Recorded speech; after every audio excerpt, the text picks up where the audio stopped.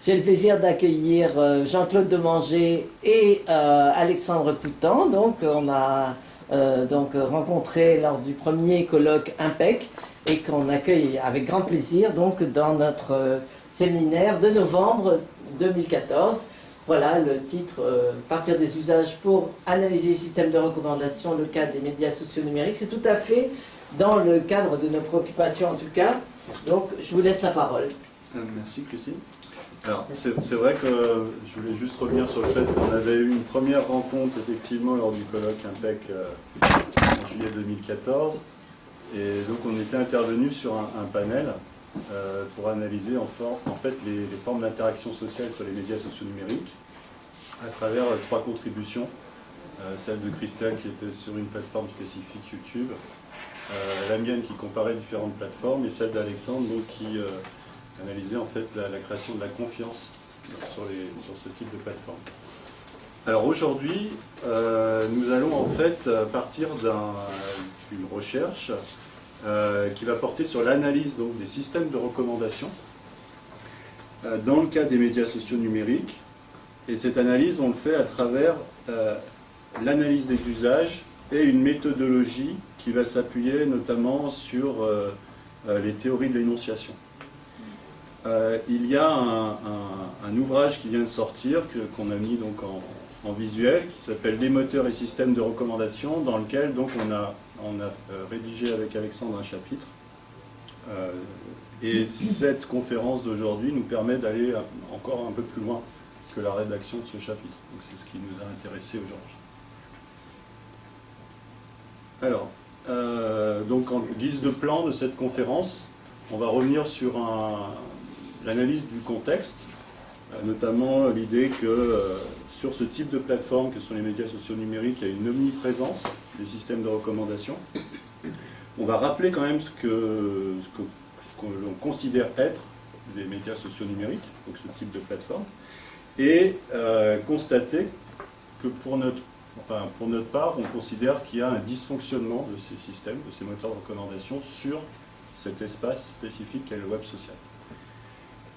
L'objectif de l'atelier, enfin du séminaire, est à une dimension, et la commande était qu'on présentait de manière assez approfondie notre méthodologie, donc ça va être le deuxième point, pour expliquer que c'est une exploitation secondaire, notamment deux types de travaux, et que c'est des analyses de cas, donc à partir des cas, on va pouvoir définir, on va pouvoir construire notre analyse. Ensuite, on va présenter de façon plus approfondie le cadre théorique, et notamment donc, la théorie de la prescription en ligne, avec les travaux de Thomas Stinger, et la théorie donc, du contrat de communication de Véronne. Ça va nous permettre de présenter quelques résultats, donc quelques cas d'analyse de dysfonctionnement de ces systèmes de recommandation, en premier sur Twitter et après sur Facebook. On va essayer après de prendre un peu de recul et de présenter donc un bilan de ces types de prescriptions sous l'angle énonciatif et aussi de proposer, puisque vous allez voir que c'est un peu, le propos est un peu critique pour dire voilà ça marche pas. Après ça va être essayer de proposer quelques types de recommandations, là cette fois-ci plutôt de solutions pour proposer des systèmes qui fonctionneraient. Et on terminera par une discussion, pour lancer la discussion, autour d'évolutions plus récentes qui montrent que, par exemple sur Twitter, eh bien, visiblement les évolutions qu'ils implémentent régulièrement montrent qu'ils n'ont toujours pas compris ce qu'est le contrat de communication sur ce dispositif-là. Et il y a plutôt des erreurs qui sont faites. Alors, pour démarrer, l'idée c'est de faire un constat, donc celui que dans ce type de système, dans le type de dispositif que sont les médias sociaux numériques, il y a en fait une omniprésence donc, de ces systèmes de recommandation, que ce soit des moteurs de publicité personnalisés, des moteurs de recherche commerciaux, des moteurs qui permettent de suggérer des activités, et que ça ouvre notamment deux types d'enjeux en termes de systèmes de communication. Ce sont des systèmes qui fonctionnent en réseau, et ce qui va donc en fait plutôt promouvoir ou mettre en avant des structurations en silos, des bulles informationnelles, c'est-à-dire en fait ça fonctionne essentiellement par d'homophilie, donc en petits groupes. Et un autre chercheur, Dominique Cardon, évoque notamment aussi l'idée qu'on est face à tout un système d'algorithmes, voilà, qui ont une logique, notamment pour mettre en visibilité certains contenus, de s'appuyer sur des critères qui sont plutôt obscurs, de popularité, de réputation. Donc on est dans des systèmes qui enferment en fait l'usager dans des petits groupes. Et le deuxième type d'enjeu qui caractérise, selon nous, ces plateformes, ce sont les enjeux socio-économiques. Et notamment le fait que ces systèmes, aujourd'hui, il y a une très grosse promotion ou mise en avant de la participation des usagers. C'est des systèmes, on va le voir, hein, qui se basent sur du contenu produit par les utilisateurs. Eh bien, ils sont intégrés dans des modèles d'exploitation de cette participation. Donc il y a tout un ensemble de chercheurs qui ont critiqué et mis en avant cette exploitation des contenus produits par les utilisateurs. Et notamment, par exemple, Serge Proulx, dans son dernier ouvrage sur la contribution en ligne, il appelle cela le capitalisme informationnel.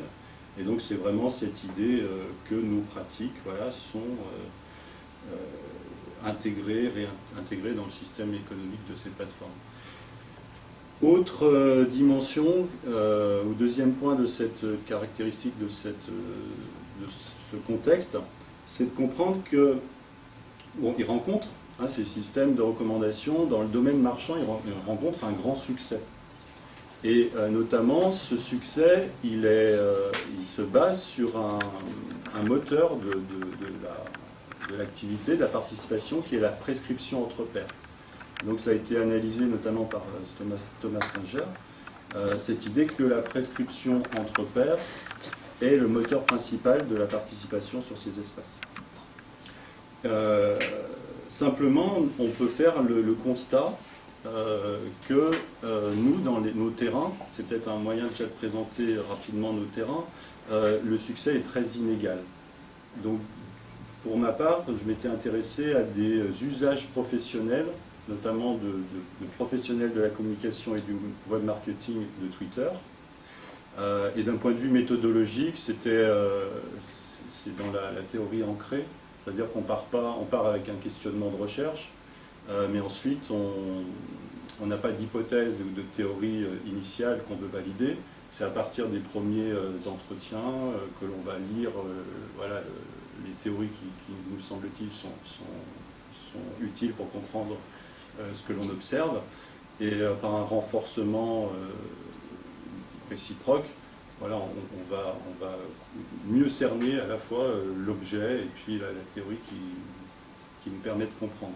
Et donc ça s'est passé en fait à travers notamment des observations participantes, des entretiens avec une trentaine de professionnels et des lectures de leur production, de ce qu'ils diffusent sur leur pratique.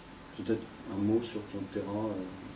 Facebook. De toute façon, si vous voulez, on pourra en discuter plus amplement des méthodologies suivies pour les terrains sur lesquels on s'est fondé, notamment parce que donc, je vous reviendrai dessus après dans la méthodologie, mais on fait une analyse secondaire, c'est-à-dire qu'on a réutilisé des terrains accumulés dans le cadre de problématiques initiales et où il y a des questions qui ont émergé pendant qu'on analysait ces terrains-là. Donc on n'a pas construit les terrains pour répondre à cette question des moteurs de recommandation, mais on a vu qu'il y avait quelque chose d'intéressant autour des moteurs de recommandation à creuser pendant qu'on faisait l'analyse de ces terrains. Donc le deuxième terrain dont je peux parler, c'est spécifiquement sur les réseaux sociaux numériques, qui a été mené pendant un peu plus de 2 ans avec toute une équipe de chercheurs en sciences de l'information et de la communication, en sciences de gestion, en informatique, et où du coup on a un assez gros matériau qui a consisté à la fois à avoir des monographies des plateformes, monographies techniques, économiques,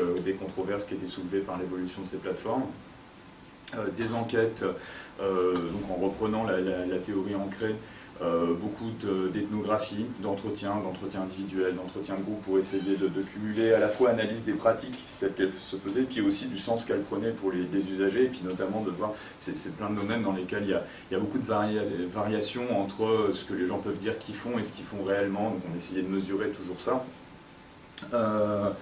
Tout ça, ça a été complété aussi par des questionnaires, plutôt pour de l'analyse de ce qu'on appelle la diffusion en général dans les théories des usages. Donc c'est plus pour savoir un petit peu quels étaient les temps passés sur les différentes plateformes, quelles plateformes étaient utilisées, etc. C'était plutôt des chiffres utilisés uniquement pour du cadrage général. Et enfin, une fois qu'on avait fait toute cette partie de travail, des analyses par un logiciel d'analyse structurale de réseau et de data mining pour justement comparer, on l'a évoqué ce matin, comparer un petit peu ce qu'on arrivait à comprendre avec nos analyses en théorie ancrée et ce que permettaient de voir les logiciels. Ce qui notamment nous a fait travailler beaucoup sur une redéfinition de ce que c'est que les réseaux sociaux numériques, où notamment nous on ne parle pas de réseaux sociaux, mais plutôt de réseaux sociaux numériques pour bien insister sur le fait, en sociaux numériques en un seul terme, pour bien insister sur le fait qu'il y a une articulation du script technique et des usages qui est complètement qu'on ne peut pas séparer en fait. Super transition, justement, définition des médias sociaux numériques. On l'avait même pas préparé. On l'a pas préparé. Avant la définition, peut-être, donc c'est vraiment un ensemble de dispositifs du web social. On a en fait toutes ces plateformes qu'on connaît aujourd'hui et qu'il faut distinguer, qui sont issues du web 2.0, mais il y a des plateformes antérieures, hein, c'est-à-dire voilà, des forums, les blogs, les plateformes de wiki, de partage font partie aussi de ces dispositifs-là.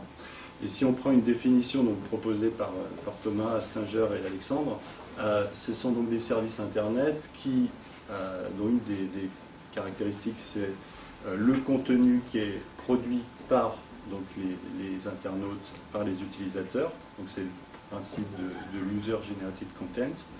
Et ensuite, l'autre élément, la caractéristique, ce sont des dispositifs qui regroupent en fait une variété, qui sont très divers, et ils vont rassembler donc différents types de participation, d'activité, on le reverra après, soit autour de l'entretien, de l'amitié, d'une dimension de sociabilité, soit autour de centres d'intérêt. Et l'autre caractéristique, c'est qu'ils vont mettre en avant, vont rendre visibles donc des éléments différents qui sont soit la présentation de soi, de l'individu, soit le contenu qu'ils vont partager. Et en fonction de ces deux axes qu'on reverra, ça permet de distinguer les plateformes entre elles et de voir que donc, ce n'est pas du tout un ensemble de médias uniques, uniformes, et qui permettent de faire la même chose ou de rendre visibles les mêmes éléments. C'est ça qu'on réévoquera. Alors, pour terminer cette introduction, voilà, l'idée, nous, c'est le constat que ces systèmes, d'accord, ils peuvent fonctionner dans certains champs, notamment voilà, dans le domaine marchand, et certains exemples fonctionnent très bien. Maintenant, quand on rentre dans le domaine du web social, là, on est plutôt face à des constats de ça ne fonctionne pas forcément très bien. Sur Twitter, l'idée, c'est que il y a une absence au début de système de recommandation sur cette plateforme, et donc les usagers entre eux s'étaient créés des outils pour recommander des contenus, pour recommander d'autres participants. Notamment, on verra l'activité qui s'appelle Follow Friday, qui est en fait de recommander certains comptes tous les vendredis, qui est une activité qui a été lancée par les usagers, qui après a été intégrée dans le dispositif par Twitter. Et du côté de Facebook, c'est de constater aussi que les statuts qui sont proposés par la plateforme, notamment voilà, pour inviter à ajouter une information sur un abonné, ne sont pas forcément suivis par rapport à d'autres statuts qui nous disent un peu plus de choses sur la personne, par exemple quel est notre meilleur souvenir, comment on s'est rencontrés, etc. Donc à partir de là, pour analyser ce dysfonctionnement, on va vous présenter la méthodologie suivie qui part de la théorie de la prescription en ligne et est renforcée par la théorie de Véron, donc sur le contrat de communication. Donc oui, comme je vous disais, du coup c'est un cadre particulier en matière de méthodologie, hein, c'est-à-dire qu'on a travaillé sur des projets différents, on a eu la chance aussi de participer à plusieurs gros projets qui se sont enchaînés et qui nous ont permis d'accumuler énormément de matériaux hétéroclites en plus. Donc en fait, ce matériau, il dépassait largement les questions qu'on avait posées initialement. On s'est rendu compte qu'il était très riche pour répondre à d'autres types de problématiques. Donc c'est un cadre particulier d'examen d'un terrain. Donc c'est ce qu'on appelle méthodologiquement de l'analyse secondaire. Hein. Donc Thorne il définit en disant c'est le réexamen d'un ou plusieurs ensembles de données qualitatives dans l'optique de poursuivre des questions de recherche qui sont distinctes de celles de l'enquête initiale. Donc, notamment, il y a plein d'exemples hein, d'enquêtes qui ont été menées comme ça. Souvent, on souligne le gros enjeu et la grosse difficulté est de s'approprier un matériau qui a été produit par quelqu'un d'autre, où là, quelque part, la garantie du fait que nous sommes les utilisateurs, ce matériau, c'est nous aussi qui l'avons créé. Donc il y a moins de risques de mésinterprétation, ne serait-ce que dans l'exploitation du matériau en lui-même. Le deuxième type d'enjeu, c'est que quand on fait ça, en fait, on n'a plus un test systématique, une hypothèse, comme expliquait Jean-Claude, mais on a plutôt, en fait, c'est des éléments à l'intérieur du terrain qui nous ont mis la puce à l'oreille. Alors Jean-Claude évoquait hein, ces questions qui paraissaient quand même étranges, parce qu'on voyait que les gens s'organisaient pour arriver à mettre en place une fonction qui visiblement leur semblait utile, alors que cette fonction était proposée à côté par la plateforme, mais là n'était pas suivie. Donc, à un moment, il y a certainement un souci de compréhension, de reconnaissance de cette fonction. Donc on s'est, pour mener cette analyse secondaire, on a travaillé sur des cas. Alors des cas, j'imagine que c'est pareil pour vous, le cas, c'est pas vraiment très valorisé comme méthodologie. Il y a quand même beaucoup de travaux qui ont été menés justement du coup pour essayer de lui donner sa place, de montrer en quoi il peut servir. Alors nous, on a retenu ce qu'on appelle des cas tests, hein, des tests pour tester une théorie en fait. C'est passé du coup par deux étapes. Hein. La première, c'est, on a repris la distinction de Passeron et Revel sur les cas, vous avez des cas qui interrogent, donc en fait le but n'est pas de savoir s'ils sont représentatifs, notamment les moteurs de recommandation, il y a énormément de cas où ça fonctionne très bien, on ne cherche pas du tout à essayer de mettre en cause l'efficacité des moteurs de recommandation. Nous, ce qui nous intéressait, c'était justement, il y avait des cas qui nous interrogeaient, c'est-à-dire qu'au milieu de cette... Il y a des économistes, par exemple, qui vous parlent même d'économie de la recommandation, donc les moteurs de recommandation gouvernent un petit peu la valeur ajoutée créée par les échanges sur Internet. Au sein de cette économie-là, on voyait que de temps en temps, non, ça ne fonctionnait pas. Et c'était suffisant pour nous, hein, du coup le cas est suffisant dans la mesure où il permet d'interroger une théorie en disant c'est très efficace, mais non, a priori là ça ne l'est pas. Donc la simple existence interroge. Donc là, on ne l'a pas réellement sélectionné, c'est-à-dire qu'en faisant cette analyse ancrée, hein, qui donc consiste en beaucoup d'allers-retours entre on analyse le terrain, on commence à créer des catégories, on essaie de les théoriser un petit peu. Alors attention, avec plein de guillemets, les théories, c'est de la théorie partielle, processuelle, hein, mais une fois qu'on essaye quand même de le formaliser quand même sous la forme d'une théorie, de manière à le retester auprès du terrain, en voyant si elle fonctionne ou pas dans tous les cas. C'est au cours de ce travail d'aller-retour entre le terrain et la théorisation qu'on mettait de côté des cas qui nous sélectionnaient parce qu'ils nous interrogeaient justement. Et puis ensuite, là, on a sélectionné parmi tous ces cas ce que David appelle des cas tests, c'est-à-dire des cas qui permettent d'illustrer d'éprouver un cas théorique appliqué à un nouveau contexte. Donc encore une fois, là on n'est pas en train d'utiliser un matériau pour prouver qu'une théorie fonctionne. En l'occurrence, la prescription, il y a eu beaucoup de travaux dessus pour montrer que c'était une théorie explicative qui fonctionnait dans beaucoup de contextes. Véron et son contrat de communication, il a été appliqué dans beaucoup de contextes aussi. Le but n'est pas d'essayer de voir si effectivement ces théories valent ou pas, elles se sont déjà légitimées par elles-mêmes, mais plutôt de voir comment l'emploi de ces théories dans ce nouveau contexte permet de regarder d'un nouvel œil le matériau qu'on avait.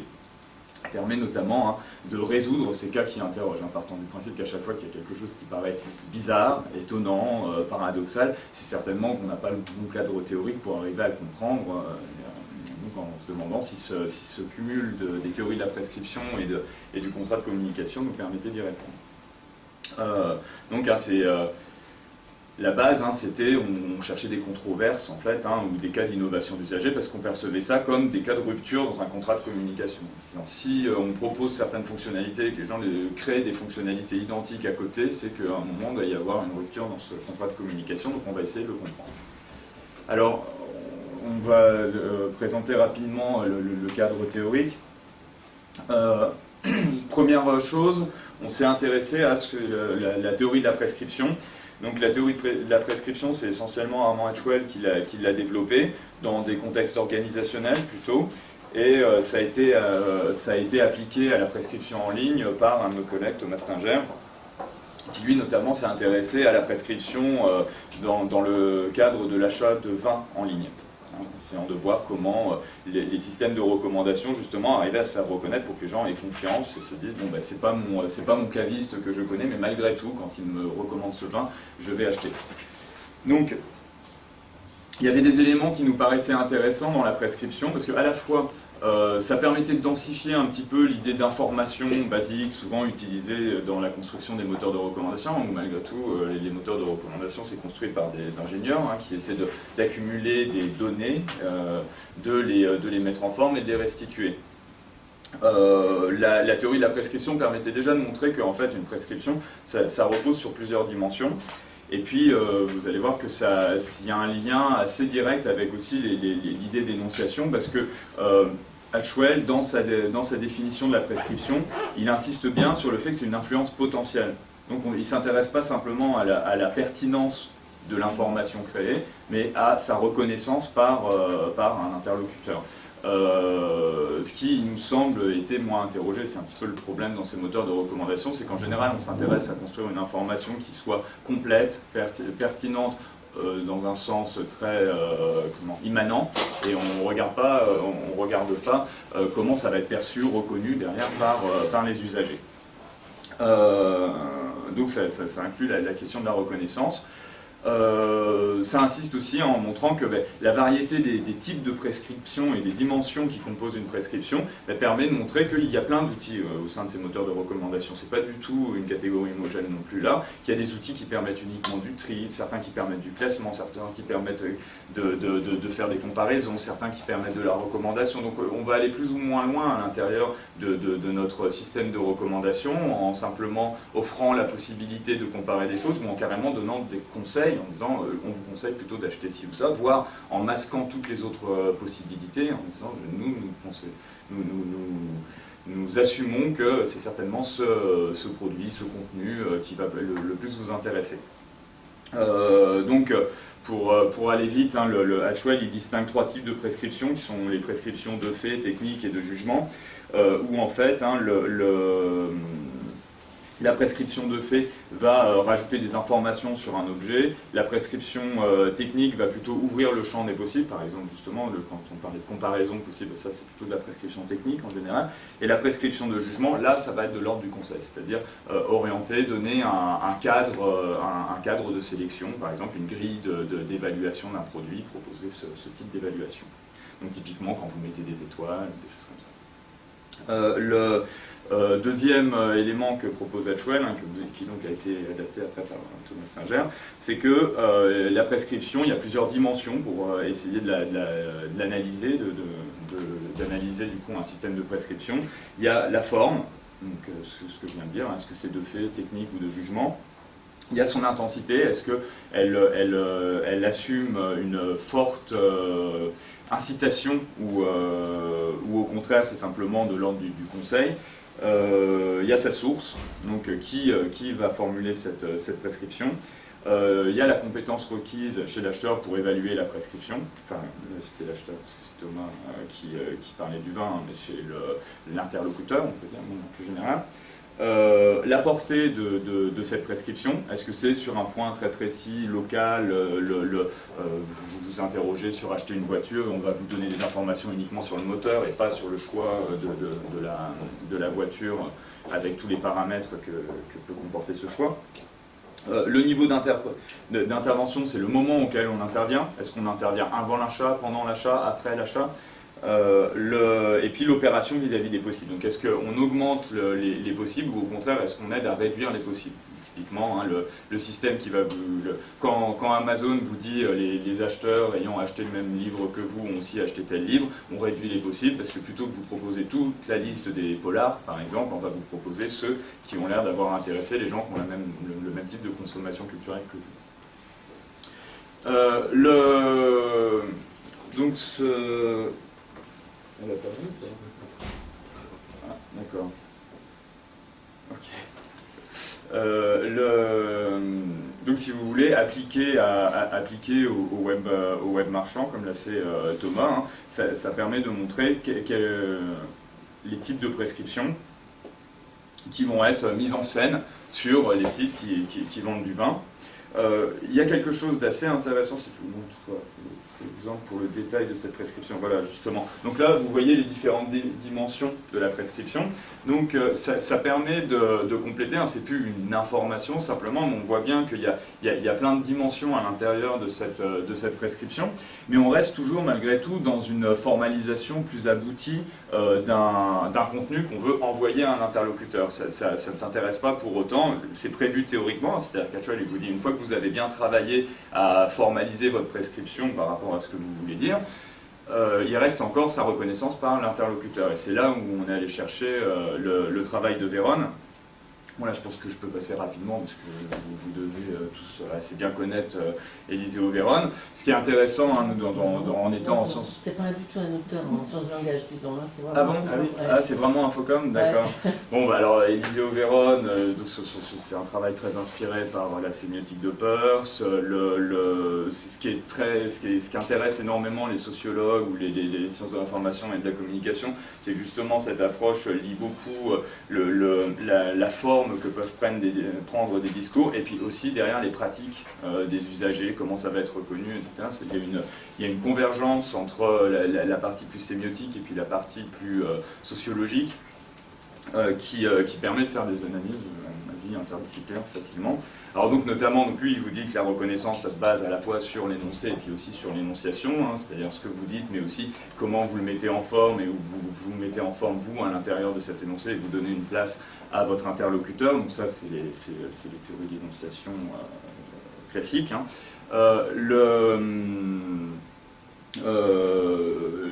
Lui, il en conclut que tout ça, ça donne lieu à ce qu'il appelle un contrat de communication que les interlocuteurs vont accepter ou pas. C'est pour ça que je vous disais, par exemple, les cas, on les retenait en se disant, bon, ben, si ce n'est pas utilisé quand il y a une prescription faite par Twitter ou Facebook, c'est certainement que le contrat de communication n'est pas accepté. Et là, l'intérêt de la théorie de la prescription et de la question de la reconnaissance, telle que pensée par Éliseo Vérone, c'est qu'on va pouvoir aller chercher de manière détaillée qu'est-ce qui ne marche pas. Est-ce que c'est le contenu en lui-même? Est-ce que c'est l'information qui est proposée, la prescription qui ne va pas? Donc les théories de la prescription peuvent suffire. Hein. On se dit c'est pas une prescription adaptée, c'est pas une info.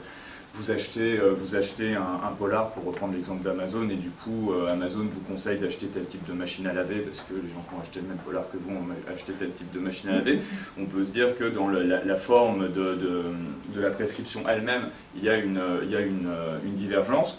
Et puis, mais aussi, deuxième chose, même quand pourquoi pas la prescription pourrait être potentiellement intéressante, c'est les cas par exemple qui nous intéressent, hein, c'est-à-dire que Facebook, le cas dont on vous a parlé, propose des interactions avec vos amis.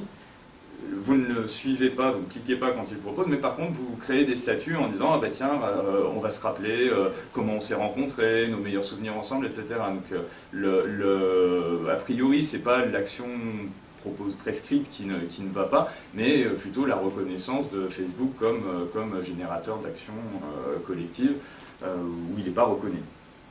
Donc ça permet de complexifier un petit peu l'analyse de pourquoi ça marche ou ça marche pas. Je te laisse faire le premier terrain. Donc voilà, premier terrain donc, autour de pratiques de Twitter. L'idée c'est donc d'analyser certains cas autour de cette théorie donc de la prescription et puis du contrat de communication pour voir les dysfonctionnements et pourquoi selon nous ça ne fonctionne pas. Alors donc je vais prendre différentes formes en fait du contrat de communication de Twitter qui font partie maintenant d'éléments qui ont pu être repris sur d'autres plateformes, notamment les hashtags. Donc le premier, donc le hashtag, c'est un système en fait qu'ont créé les utilisateurs pour trier les contenus au sein du flux. L'idée étant d'essayer de thématiser des messages et puis progressivement aussi de thématiser leur compte et donc de se faire reconnaître comme compte qui traite de tel ou tel thème. Donc, par exemple, si on prend la bio qui est un peu voilà, que j'ai reproduit, voilà, un hashtag qu'il propose, c'est cloud computing. Ou après, bon, dans les hashtags, il peut y avoir une dimension parfois humoristique. Donc wine, je ne sais pas si c'est humoristique ou pas. Mais donc voilà, l'idée c'est, là sur la bio, mais sinon dans les messages, les hashtags permettent de thématiser et donc un tour de mots-clés de définir des thèmes sur lesquels portent les messages. Alors ce système en fait de tri de l'information, il est à la fois un élément de prescription technique, parce qu'on va pouvoir ouvrir le champ de personnes qui vont suivre ces thèmes sans être forcément abonnés au compte qui traite, qui diffuse ce message. Et puis il y a après, progressivement, notamment en répétant régulièrement ces mots-clés, eh bien, il y a une sorte d'évaluation, de jugement. Donc là, il y a une prescription de jugement qui rentre en compte, et on va pouvoir évaluer donc la réputation, la compétence de ce compte sur ce thème. Autre exemple de forme, c'est les retweets. Donc les retweets, le RT, c'est un procédé qui permet en fait de reprendre, de rediffuser un message qui vient d'être diffusé. Et là aussi, on a une logique, on le reprend pour le diffuser auprès de ses abonnés, et donc pour élargir l'audience possible. Mais il y a tout de suite aussi une dimension de jugement, d'évaluation. C'est vraiment la forme du j'aime de Facebook, du plus 1 de Google+. Sur Twitter, c'est le RT. Et donc quand on retweet un message, c'est principalement une évaluation, et on considère que voilà, le message est intéressant, donc on va le rediffuser. La dimension là, qui s'est posée en termes de dysfonctionnement, c'est que dans cette logique pure d'évaluation, donc de jugement, eh bien les usagers voulaient pouvoir modifier ou commenter ce retweet. Et initialement, la plateforme ne permettait pas ça. Donc là, on avait un frein technique, et donc ils ont utilisé d'autres systèmes pour dépasser ça. Et là, on avait donc un premier dysfonctionnement. La plateforme ne permettait simplement de reprendre le message, mais à l'identique. Alors que la logique n'était pas celle-ci. C'était très bien, on reprend un message, mais on va montrer aussi qu'on est aussi compétent, où on va apporter un plus, et c'est en modifiant, en rajoutant juste un mot, en rajoutant juste un nouveau hashtag, qu'on montre cette compétence. Donc, ne proposer qu'une reprise identique, ça suffisait pas. Le arrobas, c'est lorsqu'on cite un compte. Donc on va commencer au cours du message, on va pouvoir répondre à quelqu'un ou essayer d'attirer l'attention d'un autre compte en le citant, en citant son compte. Donc là on a pareil une logique à travers l'arrobase qui est vraiment l'idée d'un jugement de valeur, dans le sens où on va c'est en fonction en gros de la reconnaissance que l'on donne à ce compte qu'on va le citer, c'est vraiment, on s'appuie sur l'autorité de ce compte lorsqu'on va utiliser cette fonction. Les usagers ensuite ont utilisé des systèmes toujours pour le gros problème du tri de l'information sur ce dispositif des listes. Ces listes étaient le plus souvent thématiques et l'idée c'était, encore une fois, d'évaluer un ensemble de comptes intéressants sur un thème donné. La bio, donc, que je vous ai reproduit, la bio a été vécue par les usagers comme un espace trop restreint pour justement se faire un avis sur l'énonciateur. Et sur d'autres plateformes, on a beaucoup plus d'informations sur qui est la personne qui vient de diffuser ce message, et donc est-ce que potentiellement cette personne est intéressante. Sur Twitter, on a la bio, qui, en termes d'espace pour se présenter, est très court. Donc il y a tout un élément et toute une construction de présentation de l'énonciateur qui s'est mis en place à travers, vous voyez, des thématiques. Donc c'est essentiellement de dire, voilà sur quel thème j'interviens. Et vous voyez que là, on a des dimensions pour montrer quel type d'énonciateur on est, qui sont assez intéressants parce qu'il y a énormément de choses qui sont très professionnelles sur les thématiques qui vont traiter, mais aussi souvent on voit des personnes qui montent, qui ne sont pas que des professionnels, et donc ils vont aborder des passions, des thèmes comme là le rugby, et on peut se demander a priori quel est le lien entre un professionnel sur les social médias et puis sa passion pour le rugby, mais ça fait partie vraiment de la manière de se présenter sur ce type de dispositif.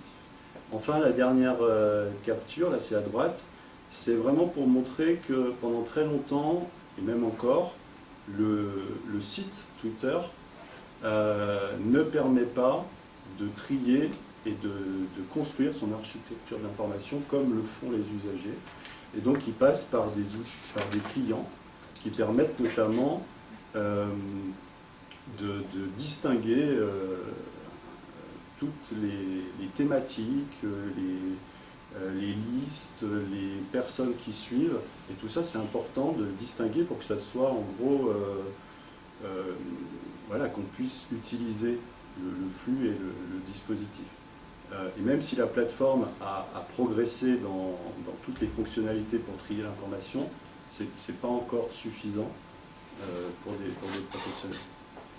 Alors, le deuxième exemple, là, c'est une forme particulière de prescription qui est la recommandation de compte que font les usagers à travers une activité qui s'appelle le Follow Friday, qui donc se déroule le vendredi. Et l'idée de ces trois captures, c'est de vous montrer qu'en fait, il peut y avoir différentes formes de prescription à travers cette activité. Il peut y avoir simplement, la première, on a une liste de comptes que l'usager recommande, mais en gros, à part peut-être essayer de voir s'il y a une conversation, si, comme dans l'exemple du milieu, vous voyez, il y a l'idée de Follow Friday Back, qu'en gros, c'est quelqu'un qui remercie du fait qu'il vient d'être recommandé, mais l'exemple de gauche, c'est, voilà, on recommande des comptes, mais on ne sait pas pourquoi. Alors qu'à droite, on a là une explicitation de la recommandation, simplement avec l'idée des hashtags community management, web marketing, réseaux sociaux et réputation. Donc là, on comprend qu'en fait, ce sont des comptes que la personne recommande sur ces thématiques précises. Donc là, on a bien le travail autour de l'énonciation et surtout de la justification, de l'explicitation de cette recommandation. Enfin, troisième exemple, donc la plateforme a progressivement développé des fonctionnalités, des services donc de recommandation d'abonnement. Vous avez le Follow Friday qui permet de découvrir de nouveaux comptes tous les vendredis, mais donc la plateforme aussi maintenant, lorsque vous abonnez à un nouveau compte, va vous suggérer donc des comptes qui pourraient vous intéresser. Le souci, là, il est vraiment dans l'énoncé. Si vous voyez, alors on ne voit pas très bien, mais là, la phrase, donc, c'est « Vous souhaitez peut-être aussi suivre ». Donc, vous venez de vous abonner à un compte, et l'énoncé que vous propose la plateforme pour éventuellement poursuivre et vous abonner, vous voyez, est très plus que vague. Là, si je prends cet exemple, c'est un abonnement sur le compte d'une formation, et il n'y a pas du tout de prise en compte de la logique, ou dans quelle logique là l'utilisateur vient de s'abonner à un compte. Est-ce que c'est simplement pour augmenter son nombre, diversifier ses sources d'informations? Est-ce que c'est parce qu'il vient de trouver un compte particulièrement intéressant sur quel thème?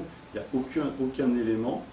Et donc, on nous présente une série de comptes à travers un système plus ou moins expliqué en fonction des abonnements que vous venez de faire et de ceux que vos abonnés ont aussi fait, on vous suggère.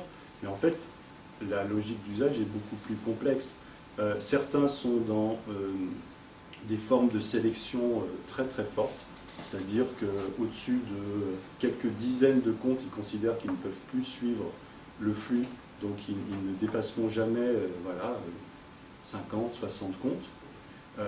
D'autres sont contraires et s'abonnent à tout azimut, chaque fois qu'il y a une suggestion, ils s'abonnent à tout. Certains vont le faire, moi, enfin dans les terrains que j'avais vus, certains vont, selon leurs envies, c'est-à-dire ils m'expliquaient, voilà, certains jours ils s'abonnent à 10 comptes, et puis pendant une semaine ils s'abonnent à rien. Donc il y a tout ça qui devrait être pris en compte, et que là, le système n'est pas du tout à ce niveau-là. Ouais, donc du coup, quelque part, là, c'est l'explicitation qui pêche, hein, parce qu'en fait, finalement, quand on décortique le fonctionnement de Twitter, on sait pourquoi tel compte est proposé. Et c'est pas nécessairement idiot, c'est-à-dire qu'il y a des comptes qui sont proposés parce que c'est sur les mêmes thématiques, donc par rapport à votre intérêt, vous vous intéressez à ça, donc peut-être que ce compte-là va aussi vous intéresser parce qu'il propose du contenu complémentaire. Ou ça peut être selon une logique de réseautage, c'est-à-dire vous êtes dans tel secteur professionnel, vous voulez densifier votre réseau de collaborateurs potentiels ou vous faire connaître par toutes ces personnes-là, et donc vous prenez des gens qui sont identiques, mais donc du coup qui sont peut-être pas intéressants en matière justement de curation, parce qu'ils donnent les mêmes informations. Mais par contre, vous densifiez votre réseau. Donc la logique, elle est plus stratégique, de réseautage professionnel. Et Twitter sait faire ça au niveau de la prescription. Maintenant, il ne l'explicite pas. Et comme ce sont deux logiques qui sont totalement différentes, un curateur, par exemple, ça ne l'intéresse pas qu'on lui envoie deux ou trois comptes qui proposent la même chose. Faute d'explicitation, on ne peut pas avoir confiance, donc on ne va pas s'embêter à prendre le risque de suivre ces personnes. Je synthétise ça parce qu'en fait, Facebook, on va voir que finalement, là, c'est le contraire. C'est-à-dire que dans les moteurs même, dans l'énoncé, si on reprend une théorie de l'énonciation, il y a déjà une erreur. Notamment parce que j'ai sélectionné 3 cas qui permettent d'illustrer un petit peu la diversité des problèmes qui peuvent se poser sur Facebook.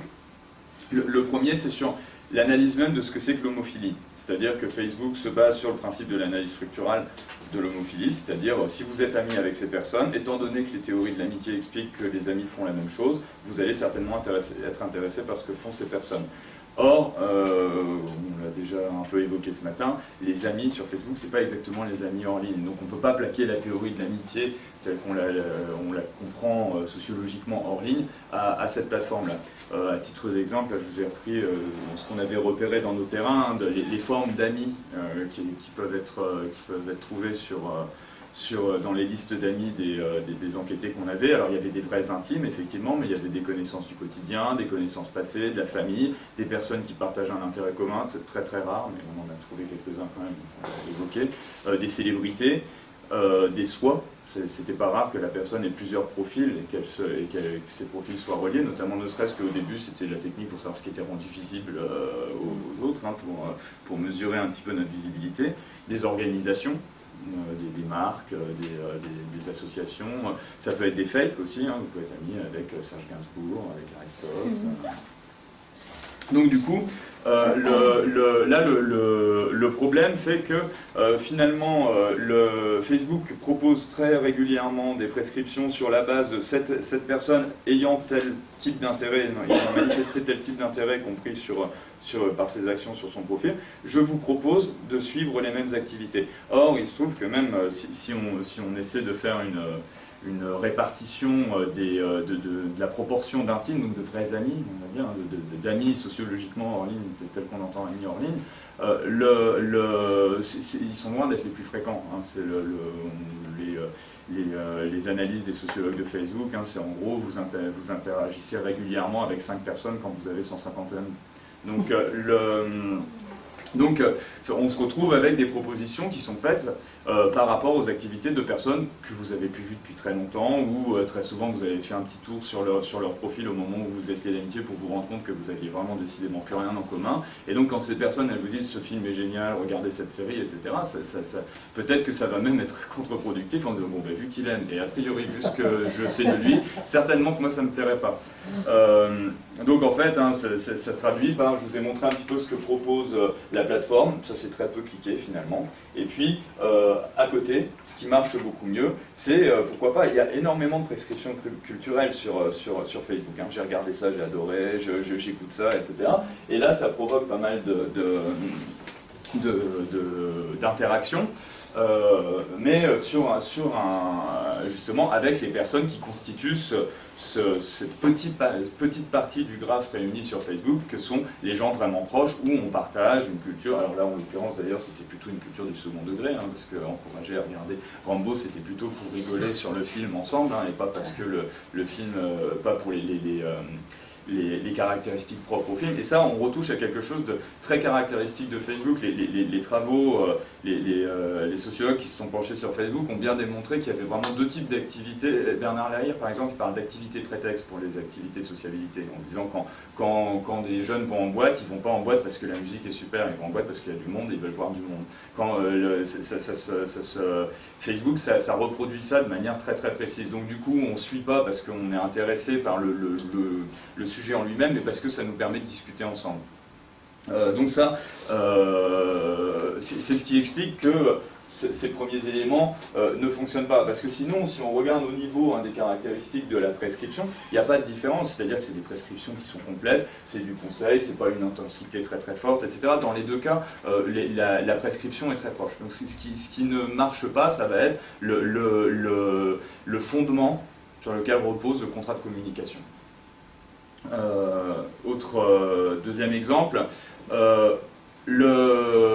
toujours une question de fondement sur lequel repose le contrat de communication. Facebook fait beaucoup de propositions, de recommandations qui sont individuelles. Donc par exemple,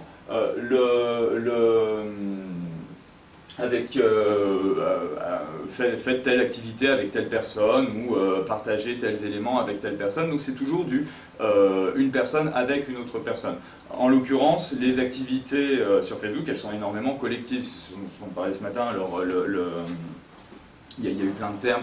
On peut parler d'extimité, il y a Dana Boyle, elle parle de sphère publique à architecture médiatique, pour montrer que finalement il y a des activités qui sont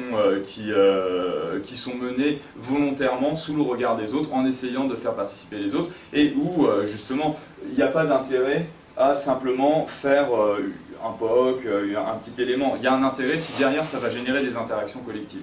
Donc notamment, on voit beaucoup de statuts. Alors je vous ai montré un statut participatif facile à trouver, parce que ça il y en a très régulièrement. Il y a aussi énormément d'échanges sur les messageries, c'est qu'on a obtenu par d'autres techniques, notamment d'entretien, où après pendant les entretiens ils nous montraient le détail de leur compte, ils nous montraient qu'il y avait aussi beaucoup d'échanges par mail en disant les filles mettaient la couleur de votre soutien-gorge par exemple, et ils mettaient juste la couleur sans rien dire d'autre, et puis comme ça va te faire poser plein de questions aux garçons qui vont dire mais pourquoi rouge, pourquoi jaune, etc. Donc ensuite les garçons, une fois qu'ils avaient compris, ont fait le même genre de trucs, etc. Et donc plein de choses qui valent pas pour... C'est pas l'information, quelle est la couleur de votre soutien-gorge aujourd'hui qui est intéressante, c'est le fait que derrière va y avoir plein d'interactions. Donc c'est un moteur à la participation pour des activités de sociabilité qui ne valent que pour la sociabilité. Et donc là, encore une fois, Facebook, en proposant des interactions individuelles, ça intéresse pas vraiment les personnes. Donc, encore une fois, on est sur le fond du contrat de communication. Troisième exemple, toujours sur le fond du contrat de communication, parce qu'on pourra voir, après on vous fera le récapitulatif de comment ça rentre dans une grille d'analyse sous l'angle de l'énonciation. Là, l'énonciation, elle n'est pas trop mal travaillée par Facebook, c'est-à-dire qu'il vous dit, bon ben, faites jouer au poker, par exemple, parce qu'un tel a joué au poker. Donc il y a une volonté de préciser pourquoi on vous justifie. C'est ça, en fait, qui joue beaucoup. Ce qui est intéressant dans la prescription cumulée avec Véron, c'est que finalement, il y a des grandes questions de confiance. Je crois que c'est abordé pendant le premier IMPEC, hein, pendant le colloque APEC, c'est pour arriver à faire confiance à quelqu'un, il faut qu'on sache pourquoi, qu'on infère une raison à pourquoi il veut communiquer avec nous et qu'il nous propose ça. Et donc, Twitter ne le fait pas bien, il dit juste suivez ça, point. Faites-nous confiance en gros, et c'est assez difficile de faire confiance à un système technique pour ce genre de recommandations. Facebook l'a bien compris et s'inspire plus par exemple d'Amazon qui a toujours une description très précise. C'est telles critiques officielles ont évalué comme ça, telles notes ont été données par tant de personnes. Les gens qui ont acheté comme vous ont acheté ça. À chaque fois vous savez pourquoi on vous le recommande. Donc Facebook ça le fait bien. En revanche, il se trompe encore, c'est-à-dire que tout son modèle, pour des raisons aussi économiques, essaie de faire des recommandations de consommation qui orientent vers de la consommation. Or, il se trouve qu'on parle beaucoup de consommation sur Facebook, mais à des finalités de sociabilité. C'est-à-dire, c'est ce que j'évoquais par exemple tout à l'heure, quand on parle de Renault, c'est plutôt on va raconter que notre voiture n'a pas démarré le matin, et pourquoi pas, on va dire ma Renault n'a pas démarré ce matin, mais c'est pas parce qu'on a envie d'entamer une conversation autour de Renault, de la marque Renault, de ses qualités intrinsèques, de est-ce que c'est mieux que Peugeot ou pas, etc. Ce qui arrive sur d'autres sites, encore une fois, c'est pas du tout que les internautes ça les intéresse pas, mais il y a d'autres espaces que les internautes consacrent aux interrogations sur la consommation. Et donc là, je vous ai montré plein d'exemples. Ça c'est une application qui s'appelle Living Social qui a été le gros succès vers 2009-2010 de Facebook, une application qui proposait de donner son top 5 dans plein de catégories, donc les musiques qu'on préférait, les films qu'on préférait, les pâtes à tartiner qu'on préférait, etc.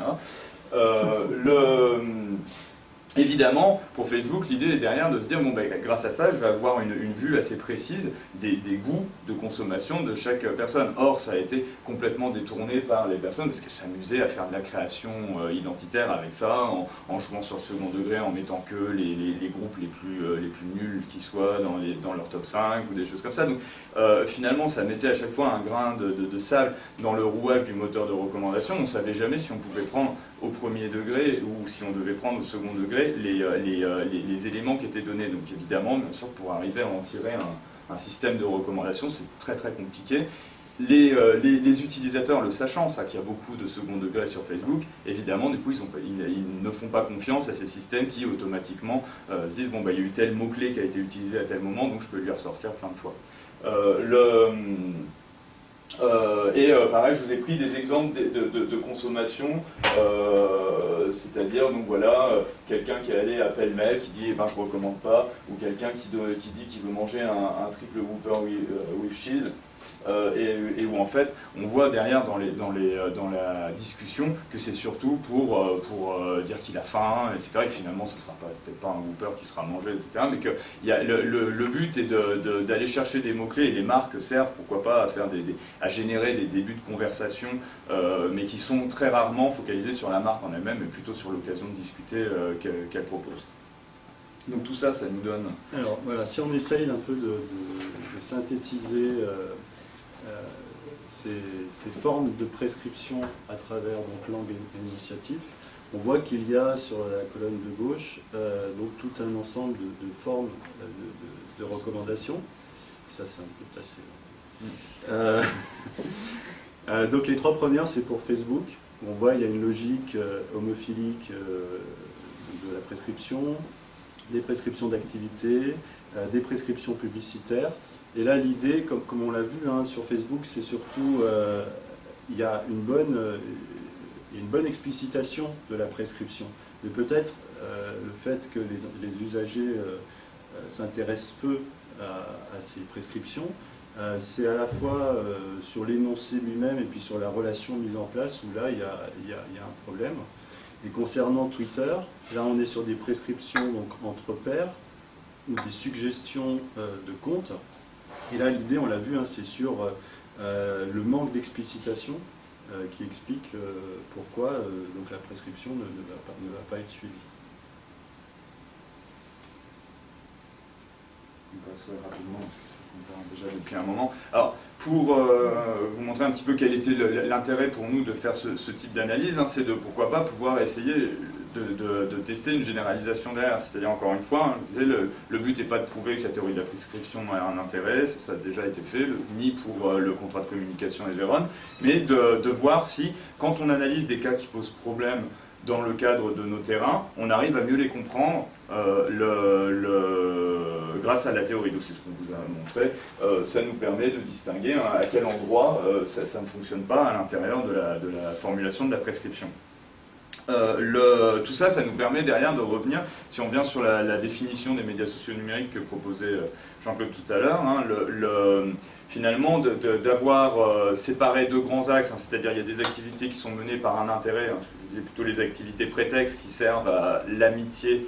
On a repris le terme parce que c'est Mizuko Ito qui a fait une énorme étude permettant de démontrer ça, cette distinction entre d'un côté des activités menées par la sociabilité, puis de l'autre côté menées par l'intérêt. Elle utilise le terme amitié à la place de sociabilité, donc on a repris le terme, mais derrière elle entend ça, hein, les activités prétextes à l'anaïr.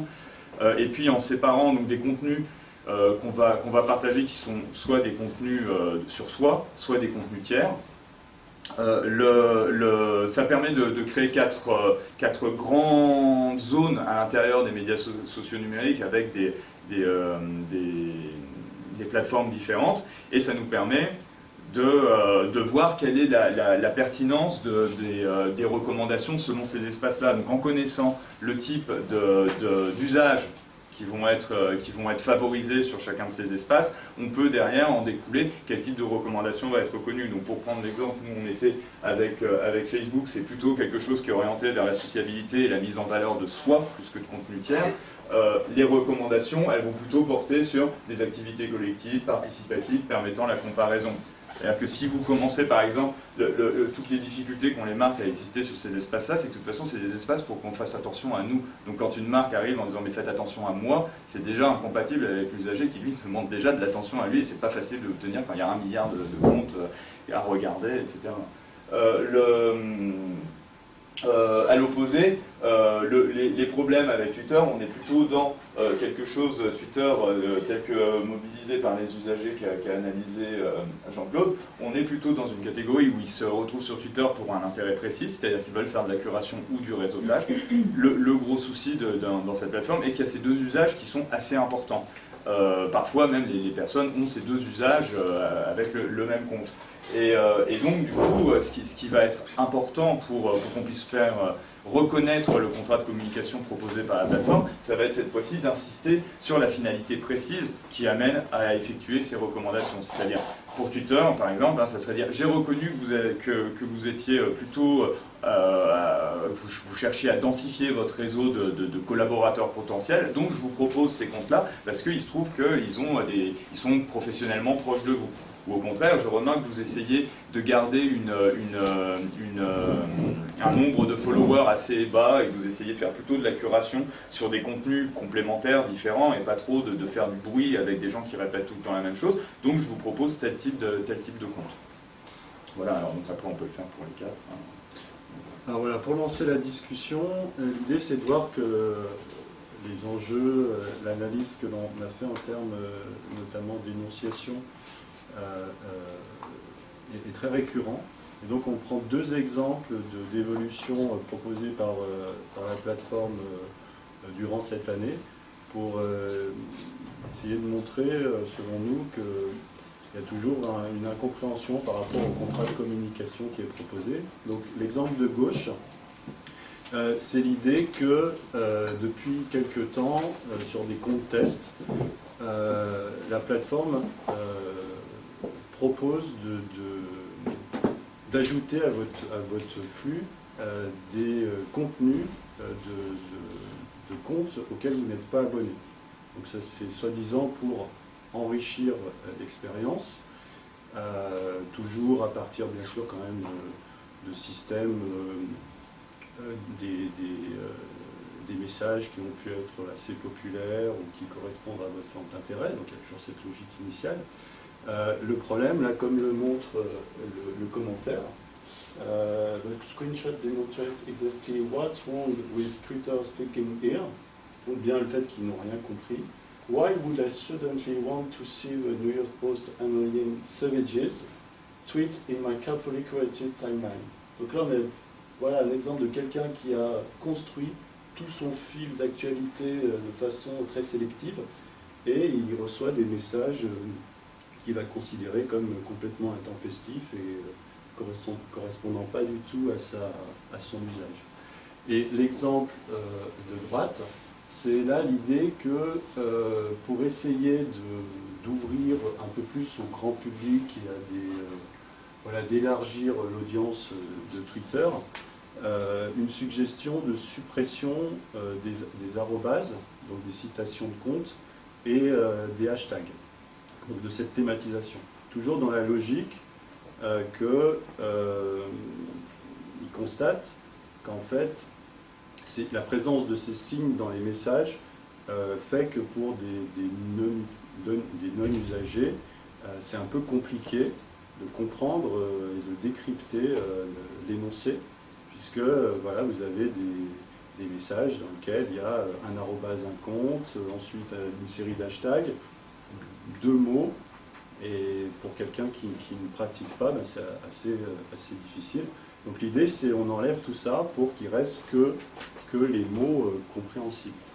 Le problème, c'est qu'on a vu, hein, l'arrobase, la citation, c'est un élément où on va mettre en place ou essayer de construire, soit valider une relation existante avec un autre compte, soit essayer de créer cette relation avec ce compte. Le hashtag, c'est un élément important, essentiel de tri de l'information. Donc supprimer ça, même s'il y aurait toujours la logique normale, l'idée c'est simplement de ne plus faire apparaître, et déjà de ne plus faire apparaître, c'est enlever beaucoup d'éléments du contrat de communication. Et donc, c'est vrai qu'on pourra revenir sur ça. Ça démontre bien que finalement, les concepteurs, ils ont bien une vision de leur futur usager, enfin de leur usager, et que là, en l'occurrence, il y a une rupture entre ce qu'on s'imagine être son usager et puis l'usager réel. Hein. Le deuxième cas est quand même assez fort. Hein. Aller jusqu'à dire que les usagers ont créé ces outils, et on se dit, mais non, c'est pas pratique pour eux, sachant que c'est eux qui l'ont quand même créé, quoi, justement face au manque de fonctionnalité de la plateforme.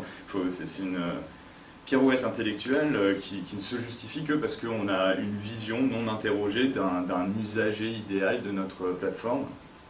Bon, maintenant, on a été quand même assez critique. On va essayer d'être un petit peu plus consensuel sur la dernière slide, et pour expliquer que quand même c'est assez étonnant parce que ces plateformes elles fonctionnent quand même relativement bien, les gens passent beaucoup de temps dessus, elles ont plus ou moins de facilité à construire un modèle économique viable, mais en tout cas en matière de participation ça marche très bien. Et du coup on s'est demandé en disant bon, bah, si on se base que sur cette question du contrat de communication, c'est pas terrible quand même leur travail. Et alors qu'est-ce qui fait que malgré tout ça marche? Et ben, on voit, et les premiers exemples de Jean-Claude hein, sur le fait qu'on a construit des hashtags, des adresses, des listes, etc. pour petit à petit pallier à l'absence de fonctionnalités pour mettre en visibilité les contenus intéressants sur Twitter, ça montre bien que ces plateformes, leur but n'est pas de fournir un produit fini qui soit intéressant. Leur but est d'être capable de manager l'appropriation par le produit. Et donc en l'occurrence, alors c'est Guillaume Latscotot par exemple qui utilise le terme d'inachèvement par conception pour Twitter. Non. On envoie le système, on a un peu de chance et les gens commencent à l'utiliser et ensuite ils vont du coup créer des fonctionnalités et du coup ce qui devient important pour ces plateformes c'est de gérer ces positions tacticiennes des usagers. Là, on utilise De Certeau pour faire la différence entre stratèges et tacticiens. Donc les stratèges c'est ceux qui arrivent à pérenniser leurs actions, à pérenniser des cadres justement, des quadrillages dans lesquels avoir des pratiques, et les tacticiens c'est ceux qui se débrouillent pour faire avec cet existant. En l'occurrence, la plateforme ne cherche plus à être adaptée à des usagers, mais plutôt à proposer aux usagers de créer leur tactique, et puis ensuite, là où elle fait très attention, c'est à ce qu'on ne puisse pas pervertir son fonctionnement, et à se dire je ne vais pérenniser ces tactiques-là, je garde ce pouvoir de... Donc cet art, nous on a proposé de poser ça par rapport aux arts de fer de Certeau, de proposer l'art d'encadrer et de dire je sélectionne certains éléments et je vais les pérenniser, je vais en faire des éléments stratégiques parce que ça m'intéresse, parce que le hashtag par exemple me sert, parce que les adresses me servent pour que les gens puissent plus utiliser mon système et puis pour que je puisse mieux aussi exploiter les données qui sont amassées.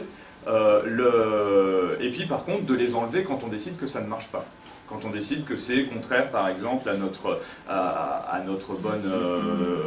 bon développement, ou encore une fois, hein, le but est de conserver l'art d'encadrer, ça ne veut pas dire qu'on ne peut pas se tromper. La preuve, à mon avis, je pense que Twitter se trompe énormément quand il propose d'enlever les hashtags ou de rajouter des contenus sur des